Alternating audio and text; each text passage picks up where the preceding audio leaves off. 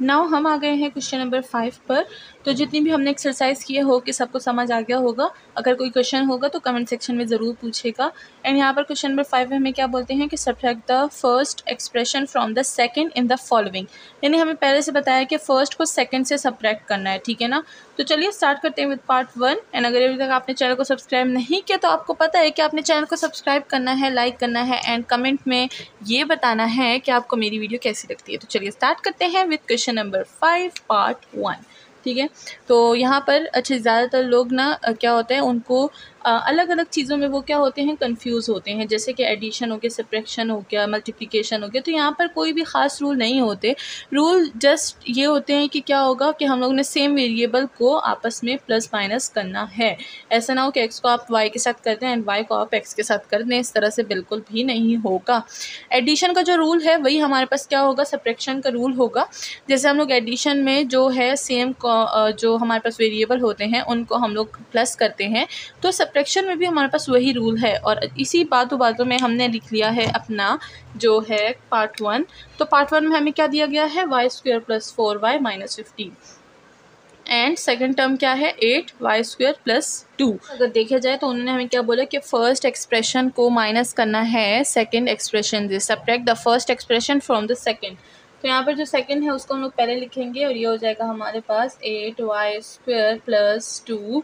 And जैसे कि मैं आपको बताती हूँ जब भी आप सब्ट्रैक्ट और ऐड करें तो उनको क्या किया करें, उनको सबसे पहले ब्रैकेट में लिखा करें, because it change the value of the variables और कॉन्स्टेंट सबकी वैल्यू को चेंज करता है, ठीक है। तो ये हो जाएगा हमारे पास 8y², ये हो जाएगा प्लस 2 एंड ये हो जाएगा माइनस, एंड ये क्या हो जाएगा plus into minus minus, plus into minus minus, minus into minus plus, ठीक है। तो इस तरह से हमने कर दिया है ना। अगर देखा जाए तो देखिए कैसे हमारे पास वैल्यूज़ चेंज हो गई। और अगर यही चीज़ होती, अगर मैं बिना ब्रैकेट के इसको लगाती तो क्या होता, हमारे पास वैल्यूज़ चेंज नहीं होती, सिर्फ एक ही वैल्यू हम लोग चेंज लिखते जो कि y² की है, ठीक है। एंड शायद उसमें भी काफ़ी स्टूडेंट होंगे जो गलत लिख लेंगे, ठीक है। तो इस तरह से अगर आप ब्रैकेट से पहले हेल्प लेंगे तो आपका जो आंसर आएगा वो ठीक आएगा।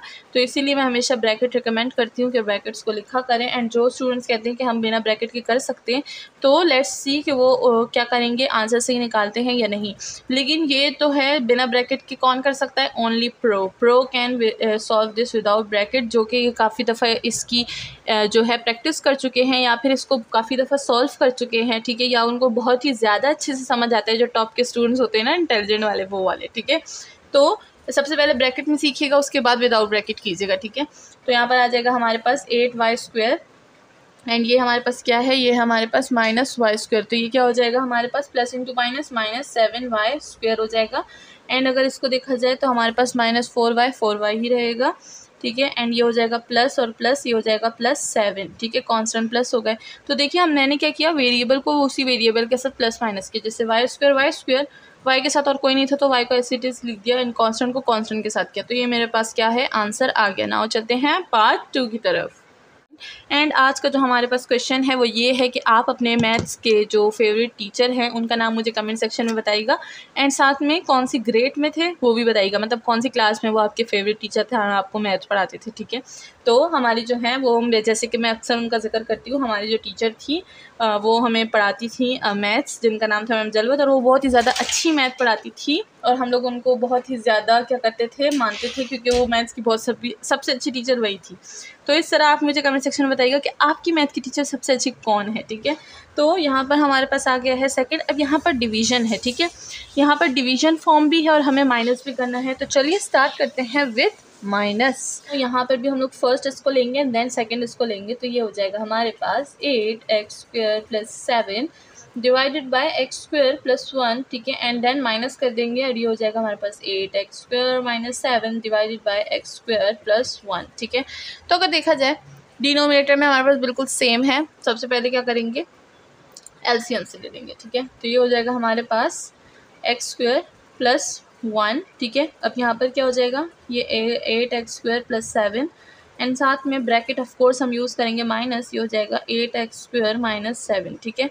तो ये हो गया है। ना इसको सॉल्व करेंगे तो यहाँ पर आ जाते हैं एंड ये अच्छा यहाँ पर चलिए यहाँ पर सबसे पहले लिख देते हैं 8x² प्लस 7 अपनी जगह माइनस, अब माइनस जो है साइन चेंज करेगा, प्लस इंटू माइनस माइनस, ये हो जाएगा 8x² minus into minus plus, ये हो जाएगा 7। तो देखिए हम लोग अगर ब्रैकेट यूज़ नहीं करेंगे तो गड़बड़ हो जाएगी, इसलिए बार बार कह रही हूँ कि ब्रैकेट्स को यूज़ मस्ट कीजिए, ठीक है। अब यहाँ पर क्या हो जाएगा, ये दोनों सेम है तो हम लोग क्या करेंगे, इन दोनों को प्लस माइनस कर देंगे। तो ये प्लस है, ये माइनस है, दोनों क्रॉस हो गए। एंड अगर इधर बात की जाए तो ये कांस्टेंट प्लस है, ये कांस्टेंट प्लस है, तो 7 + 7 इज़ 14। एंड नीचे क्या आ जाएगा, x² + 1 एंड दैट्स ऑल। मेरे पास जो आंसर है वो आ चुका है, ठीक है। तो ये हमने कर दिया है बहुत ही सिंपल तरीके से अपनी सोल्यूशन। तो चलिए आगे बढ़ते हैं ना, आगे क्या करेंगे, आगे ही तो बढ़ेंगे। तो चलिए चलते हैं, आगे बढ़ते हैं और करते हैं पार्ट 3। तो पार्ट 3 में हमें क्या गिवन है, सबसे पहले ये देख लेते हैं। ये हमारे पास y divided by y + 4 and 2y divided by y - 4, ठीक है। तो चलिए स्टार्ट करते हैं सोल्यूशन। तो ये हो गया हमारे पास। सबसे पहले हम लोग क्या करेंगे, ये वाली टर्म लेंगे एंड फिर ये वाली टर्म लेंगे, क्योंकि हमें पहले से ही ये बताया हुआ है कि सबसे पहले क्या करना है, सबसे पहले ये वाली टर्म लेनी है एंड देन ये वाला टर्म लेना है, ठीक है। अच्छा, ये मैंने क्वेश्चन गलत लिख दिया, ये मैंने ऊपर वाले का पार्ट लिख दिया, दोबारा से करते हैं इसको। क्या है हमारे पास, 1 2 3 थर्ड पार्ट है, 1/a - 3 है और 2a है डिवाइडेड बाय a² - 9 है, ठीक है। अब सही है। तो यहाँ पर बुक में इतने सारे क्वेश्चंस होते हैं, जब एक को देखो तो ऊपर नीचे नज़र पड़ जाती है और गलत हो जाता है, ठीक है। तो ध्यान से कीजिएगा। तो अच्छा, इसी पर मैं एक किस्सा सुनाऊंगी जब हम लोग ये जो है पूरी कर लेंगे ये वाली सोल्यूशन। तो चलिए स्टार्ट करते हैं। सबसे पहले हम लोग ये लेंगे एंड देन ये लेंगे। वो किस्सा जो है मुझे सोच कर ना उस पर हंसी आ रही है। तो ये हो जाएगा हमारे पास 2a एंड देन है ये a² - 9। तो ब्रैकेट में लिखेंगे, माइनस करेंगे एंड 1 हो जाएगा हमारे पास, 1 डिवाइडेड बाय a - 3 हो जाएगा। तो वही से हम लोग पहले सॉल्व किया था वैसे ही सॉल्व करेंगे, ठीक है। तो क्या हो जाएगा, ये हो जाएगा हमारे पास, एलसीएम लेंगे, ये हो जाएगा हमारे पास a प्लस ये हो जाएगा हमारे पास a - 3 और ये हो जाएगा हमारे पास, ये 3 है और ये 9 है, ठीक है। तो ये हो जाएगा a² - 3 और ये हो जाएगा a - 3, ठीक है। तो मैंने ले लिया है। अब अगर यहाँ पर देखा जाए तो अगर मैं क्या करूँगी, ऊपर एलसीएम ले रही हूँ तो ज़ाहिर बात है ये हो जाएगा 2 ठीक है ना। अगर इसको देखें तो ये हो जाएगा हमारे पास अच्छा, सबसे पहले हम क्या करते हैं, इसको सॉल्व कर लेते हैं, ठीक है। तो इसको सॉल्व कर लेंगे सबसे पहले। तो चलिए सबसे पहले इसको सॉल्व कर देते हैं, ये 9 वाले को, और हमने फिर से इधर टर्म लिख दिया तो इसको भी क्या कर देंगे, सेकंड और फर्स्ट कर देंगे। पहले फर्स्ट इसको करेंगे एंड देन सेकंड इसको करेंगे। तो ये हो जाएगा हमारे पास 2a a² - 9, ठीक है। एंड देन होल ब्रैकेट लगाऊंगी मैं, माइनस कर दूंगी 1/1 - 3 से, ठीक है। तो चलिए अब करते हैं इसको सॉल्व। तो ये हो जाएगा हमारे पास 2a। अब अगर यहाँ पर देखा जाए तो हम लोग फार्मूला यूज़ कर सकते हैं, ठीक है। अब इधर को देखें, यहाँ से मैं फार्मूला लिख रही हूँ, a² - 9 का हम लोग फार्मूला बना सकते हैं a² - 3²। तो a² + b a² - b² का फार्मूला क्या होता है, a² - b², तो a + b और a - b। तो ये क्या हो जाएगा, ये हो जाएगा a - 3 एंड a + 3, ठीक है। तो हम लोग यहाँ पर ये यूज़ कर लेंगे, ये हो जाएगा a + 3 एंड ये हो जाएगा a - 3, ठीक है। तो सिंप्लीफाई कर दिया हमने, होल ब्रैकेट लगेगा, -1/1 - 3 लग जाएगा एंड होल ब्रैकेट लगेगा, ठीक है। नाउ अब हम लोग इसको सॉल्व करेंगे आगे जाके। तो ये हो जाएगा हमारे पास 2a divided by a + 3 a - 3, ठीक है, माइनस हो जाएगा। अब साथ में क्या आ जाएगा, 1 डिवाइडेड बाय a - 3। अब इसको मज़ीद सॉल्व करेंगे यानी एलसीएम ले लेंगे। तो ये हो जाएगा a + 3 a - 3 एलसीएम हो गया, ये हो जाएगा हमारे पास 2a माइनस ये हो जाएगा 1 × a + 3, ठीक है। अब एलसीएम को हम ज़्यादा नहीं डिस्कस करेंगे बिकॉज़ ये काफ़ी छोटे लेवल पर जो है हम पढ़ चुके हैं। एंड अगर अभी भी किसी को प्रॉब्लम होगी, किसी को यहाँ पर कोई डाउट है एलसीएम में इस डिवीज़न के, तो फिर आप मुझसे कमेंट सेक्शन में पूछ सकते हैं, दैन इसको मैं क्या करूँगी, डिटेल से बता दूँगी, ठीक है। तो यहाँ पर कोई भी एम्बैरेसिंग की बात नहीं होती कि हमें ऐसी छोटी चीज़ नहीं पता, बिकॉज़ क्योंकि इंसान है, हम लोग भूल जाते हैं एंड हमें तो 2-3 महीनों में याद नहीं रहता कि ये जो है एक्सरसाइज कैसे सॉल्व करनी है, ठीक है। तो हम लोग सीखते ही हैं और सीखते रहेंगे और भूलते रहेंगे, ठीक है। जब आ रहा है दिमाग में तो जो पुराना है वो जाता भी रहेगा। तो यहाँ पर हमारे पास क्या हो जाएगा, इसको मल्टीप्लाई कर देंगे, 2a - a देखें अब ये क्या हो रहा है, मैं फिर से साइन को लगा रही हूँ, ठीक है। प्लस इंटू माइनस माइनस जाएगा, प्लस इंटू माइनस -3 हो जाएगा, ठीक है। तो ये हो गया है। ना अगर देखें तो ए दोनों हमारे पास सॉल्व हो सकते हैं, तो चलिए इसको सॉल्व कर लेंगे एंड हमारे पास जो है वो आंसर आ जाएगा। तो ये हो जाएगा हमारे पास a -3, 2 से हमारे पास a के माइनस हो जाएगा तो a आ जाएगा, और ये हो जाएगा हमारे पास a + 3 और ये हो जाएगा a -3। तो अगर देखें a -3 कैंसिल हो गया, आंसर हमारे पास क्या आ जाएगा, यहाँ पर मैं आंसर लिख देती हूँ 1/a + 3 आ जाएगा हमारे पास आंसर, एंड दैट्स ऑल, हमारे पास आंसर आ चुका है, ठीक है। तो अब हम लोग जो है पार्ट 4 को डिस्कस कर लेंगे कि पार्ट 4 में क्या है। तो यहाँ पर हमारे पास जो किस्सा था, तो वो किस्सा कुछ यूँ था कि हमारे एक सर थे, तो वो हमें क्या बोलते हैं, हम लोग भी 9th क्लास में थे, ठीक है। तो हमारे काफ़ी ज़्यादा जो स्टूडेंट्स हैं वो न्यू आए थे क्लास में, हम लोग तो 8th क्लास से उधर पढ़े थे, 9th क्लास में न्यू स्टूडेंट्स आए हुए थे। तो अब हमारा काफ़ी टाइम हो गया, हमने बहुत ज़्यादा सिलेबस पढ़ लिया था, ठीक है। तो फिर एक दफ़ा क्या हुआ, सर हमें कहते हैं कि मैं तुम लोगों को क्वेश्चन देता हूँ, मुझे सॉल्व करके दो। सर कहते हैं मैं खुद से दे रहा हूँ तो तुम लोग मुझे सॉल्व करके दो। वो फैक्टराइजेशन के क्वेश्चंस थे, ठीक है। तो यहाँ पर क्या हुआ कि अब सर ने हमें खुद से ऐसे ही रैंडमली ना खुद से क्वेश्चन बना के दे दिया, सॉल्व करो। हम लोग सॉल्व करने बैठ गए, तो हमने सर को आंसर बताया, सर ये सही है, सर ये सही है। तो 1-2 के सही थे और 1-2 के गलत थे।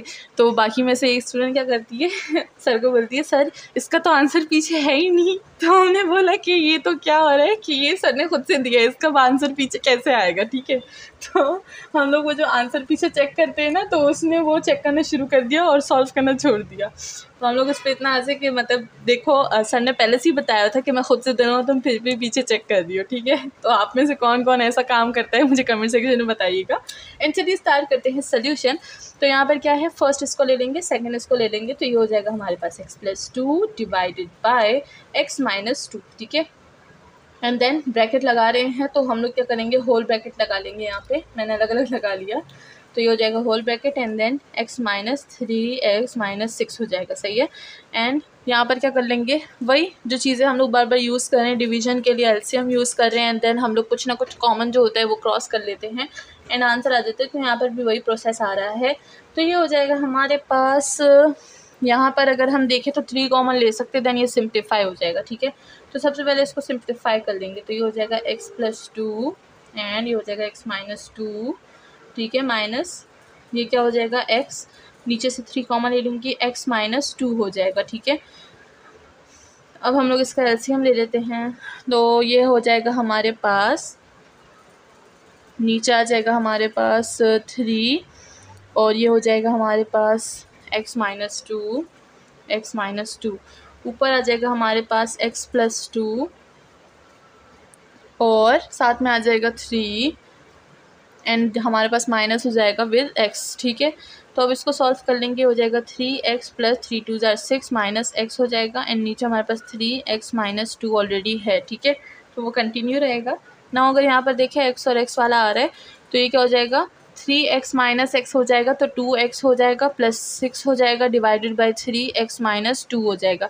अब ऊपर से हम लोग दोबारा क्या कर लेंगे, जो कॉमन है हम लोग वो ले लेंगे। क्या कॉमन ले लेंगे, यहाँ से हम लोग 2 कॉमन ले लेंगे, तो ये हो जाएगा 2 और x ये क्या हो जाएगा, ये हो जाएगा हमारे पास +3 और साथ में नीचे आ जाएगा 3 divided by x - 2 and that's all. हमारे पास जो आंसर है वो आ चुका है, ठीक है। तो यहाँ पर ही हमारे पास क्या होगा, आंसर ख़त्म हो गया। इसके आगे हम लोग इसको सिम्प्लीफाई नहीं कर सकते। तो जो क्वेश्चन नंबर 5 है उसके भी सारे पार्ट्स हमने कर दिए। नाउ चलते हैं क्वेश्चन नंबर 6 की तरफ।